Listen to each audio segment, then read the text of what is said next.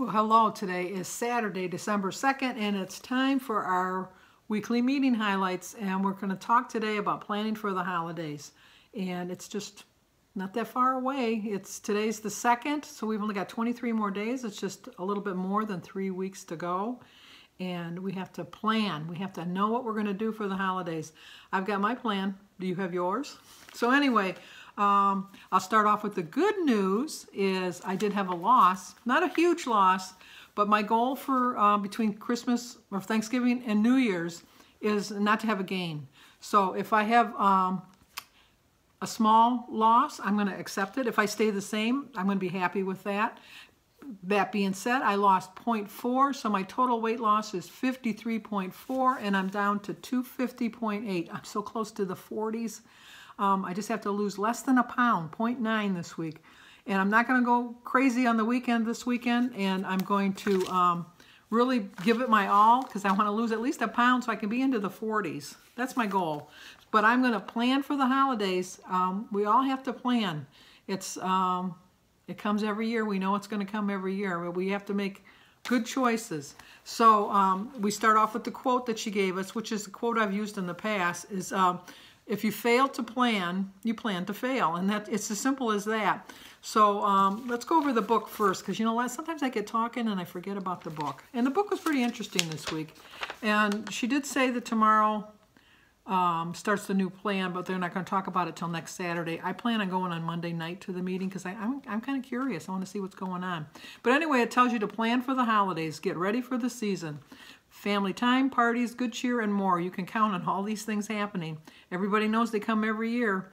And it's almost certain that there will be times you want to eat more than you plan, that you don't want to eat more than you planned, but you're going to eat more than you planned. And it tells you that overeating episodes happen to all of us. While no single overeating episode will impact your weight, what you do on the next meal is what's going to impact it. I can eat a lot of weight. And I think what they're trying to say is, and this is just my interpretation, is everybody knows if you go crazy like the day before, you can get on the scale the next day and you can see like a 2 or 3 pound gain. But you have to know in your mind that it's not really a true 2 or 3 pound gain. A lot of it is just sodium. It's the extra weight of the food on your stomach that hasn't digested yet. And so you can't let that throw you. Sometimes it's better not to get on the scale the very next day, especially if you know you ate really poorly the day before. Psychologically, it's going to throw you off. But if you get right back on track and you just say, you know what, I went a little crazy yesterday. I know I probably have a gain, but I know it's not a true weight gain. I know it's just sodium. It's just the food still on my stomach. And go on from there. And I'm sure that if you get right back on the right track of train of thought, you're going to be doing just fine. Recovering from overeating doesn't need to be a big to-do. It's about taking the next step and moving on, especially when you use the episode as a chance to learn why it happened and how to avoid it and how to return to your plan. I always think that, you know, like, I want to go out to eat and I want to make smart choices, but I know that once I get to the restaurant, I'm not going to go to that healthy option part of the menu. I'm going to go to what's true to what I like. And I'm not going to deprive myself, but I'm not going to go crazy like I did. You know, instead of having, like, if I'm going to have a cheeseburger, instead of having the half-a-pound cheeseburger, just go with the quarter-pound cheeseburger. You're still getting the taste of the cheeseburger. You're still getting the fact that you really like it. Even the French fries, just count out. I think it's 20 French fries, which is a lot of French fries. I forget how many points. I should have figured that out. But just figure out just so many French fries, count them on your plate, and then just slide them off to the side. And don't eat the rest. Or just have a couple of them just to get the taste of it.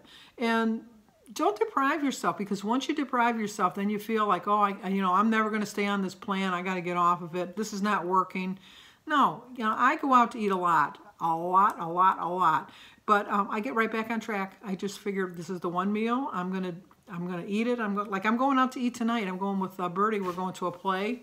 And we're going to an Irish pub beforehand, and I'm going to have something that I really enjoy. But you know what? I'm going to eat very light during the day. I'm going to make choices. I'm going to make smart choices, knowing that might make a poor choice tonight.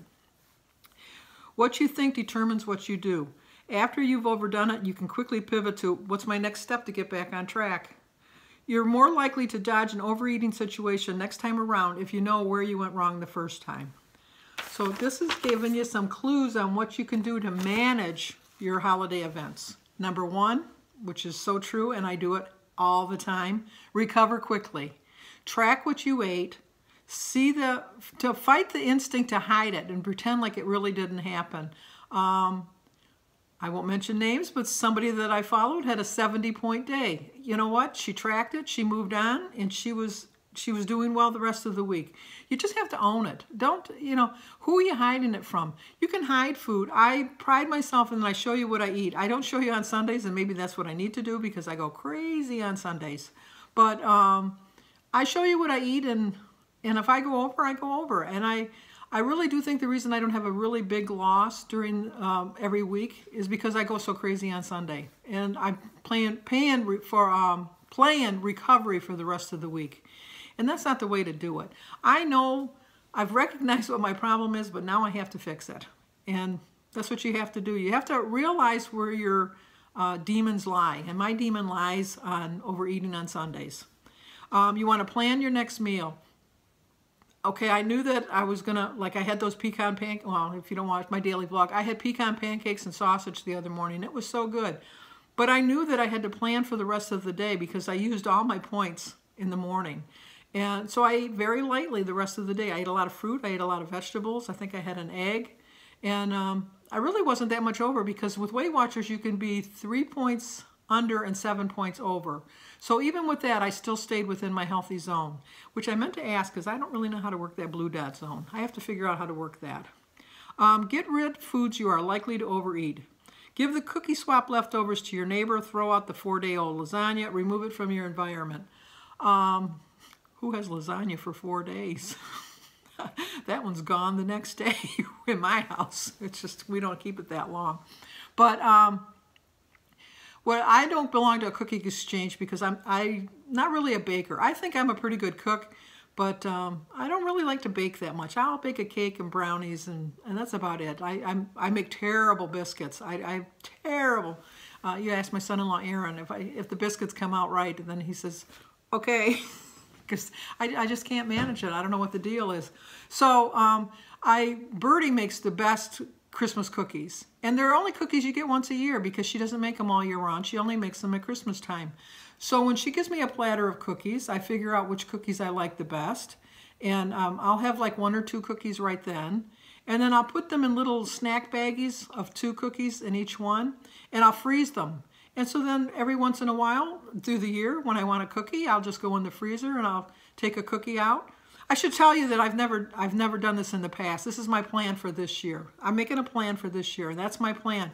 What I have done in the past, which kind of got me thinking on this path, is when I buy my turtle cake, and I cut it up into slices, and then I freeze it. And then, once or twice a month, if I feel like I deserve a little treat, not a cheat, a treat, I'll take it out of the freezer and I'll thaw it. And I think I'm going to do the same thing with the cookies.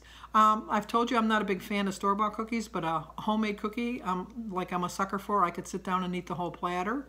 But my plan this year is when I get my cookies, because she does a cookie exchange, although she just gives me a platter of cookies. I'm gonna freeze them in just little. I'm not even gonna leave them out for Jim. I'm going to give Jim his cookies. He can put in his tin on his dresser, and that's it. Jim has his dresser, I have my dresser. Anything on his dresser, I never touch. Anything on my dresser, he never touches. And so if we put something on our dressers, we just know, don't go near it. Get away, that's mine. So, it's worked for 46 years. And so I think that's a good plan for us. Like, the cookies will still be there, but they won't tempt me because I know they're Jim's, and I'm just not. But if I have them on the counter, that's a free-for-all. Anybody can have them, and I'm not going to be doing that. And then you want to write down the strategies you're going to use. And like I said, I'm going to eat a healthy meal. I'm trying to eat 3 meals. It's just not working for me. I am trying, but it just doesn't work for me. But my plan is to eat today a healthy breakfast and then choose the best I can when I go out to dinner tonight. But I'm not going to load up on extra stuff in the rest of the day because I'm going to say, well, I'm going out tonight. I'm going to blow it anyhow. I'm going to have hamburger and fries, so why do I want to worry about it? No, that's 1 meal. I'm only going to worry about the 1 meal, and that's it. So then the Think Again page tells you to, an unhelpful thought is, I blew it at the holiday office lunch. I'll never lose weight now. When I worked, I loved the holiday lunch because you always got stuff that you never even heard of before, and it's stuff that you never make, and it was really good. But the helpful thought is, yeah, I overate at the holiday lunch, but it was only one meal, and it doesn't erase all the great work I've done all week. I've done really good so far. I'll just track it and move on. And I think a lot of times if you just track it, you'll see it's not as bad as you thought it was. Not to say that it was going to be as good as you thought it was, but it was not as bad. And an unhelpful thought is, I went over my smart points last night at my in-laws' open house. I might as well start over next week. But the helpful thought is, I did go way over my smart points last night. But eating a healthy, low smart points meal will help me to stay on grounded. I should have read that a little bit better. But anyway, you know what I mean. So the inspiration, one of them is, once I figured out what one meal or one moment makes to the next meal, a moment a lot more doable, because I remember I can do it. This is kind of like the salad I make every Friday anyhow, but it's a feta, egg, and chicken salad. But it's just basically a salad that you just put chicken and some feta cheese on. And I don't put an egg on I like a hard-boiled egg, but I don't like it on a salad. So anyway, you want to go for my notes from the meeting. Keep your why close by. Remember, do not sacrifice what you want most for what you want in the moment. You really want to know what you really want, and just don't stand by the hors d'oeuvres table and just like pick and pick and pick, because you're not going to realize that you're eating, and it's just going to go crazy. Which brings us to our two choices that we have before Christmas. We can be mindful or mindless. And mindful is that you're really paying attention to what you're eating. You know what you want to eat, and if you go to a party, I love those little ham roll-ups that you put the little pimento olive inside and a little bit of cream cheese, and then you roll the ham up. Oh, I love those. I don't make those, but when I go to a party, I know I'm going to have some. And so now I know that I can't eat the whole platter of the ham roll-ups. I just have one to taste it, maybe two, but then I move on. I'm not going to go and get like if somebody has mashed potatoes, I can have mashed potatoes any day of the week. But if they have a special kind of a potato, I can't think of any kind of special kind of potato that I don't have all the time.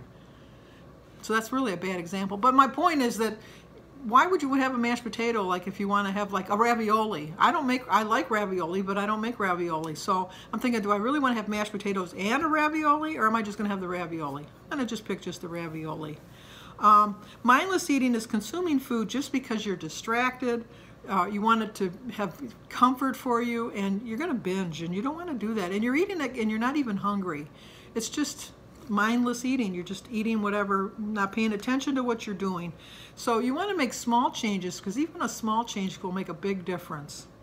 And you want to think of what you can do to make the holidays work for you.